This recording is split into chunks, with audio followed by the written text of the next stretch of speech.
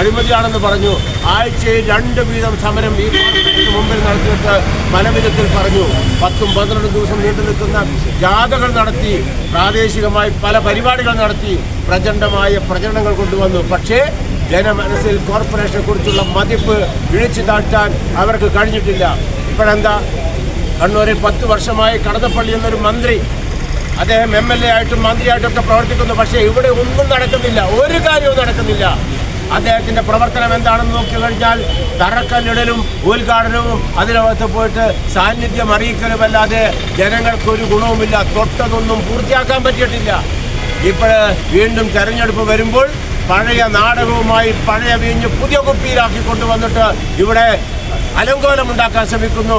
Corporation ഭരണമാണ് മോശമെന്ന് വരുത്തി തീർക്കാൻ ശ്രമിക്കുന്നു. മന്ത്രിയുടെ വികസന പ്രവർത്തനങ്ങൾ തടയിടാൻ ശ്രമിക്കുന്നു എന്ന് പറയുന്നു.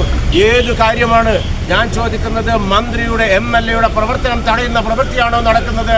കോർപ്പറേഷന്റെ ഭരണം തടയുന്ന പ്രവർത്തനമാണോ നടക്കുന്നത്? പരിശോധിക്കേണ്ടത് ജനങ്ങളാണ്. ഈ നാട്ടിലെ ജനങ്ങളെല്ലാം കാണുന്നുണ്ട്, കേൾക്കുന്നുണ്ട്. 10 വർഷക്കാലമായി നടക്കുന്ന പിണറായി വിജയന്റെ ഭരണത്തെ താഴെ ഇറക്കാൻ വേണ്ടി കക്ഷി രാഷ്ട്രീയത്തിന് അതീതമായി ജനങ്ങൾ ചിന്തിച്ച് മുന്നോട്ട് പോകുമ്പോൾ നിങ്ങൾ കാണിക്കുന്ന ഗിമ്മിക്കുകൾ കൊണ്ട് അതിനെ അതിജീവിക്കാൻ നിങ്ങൾക്ക് കഴിയില്ല എന്ന് നിങ്ങൾ മനസ്സിലാക്കണം.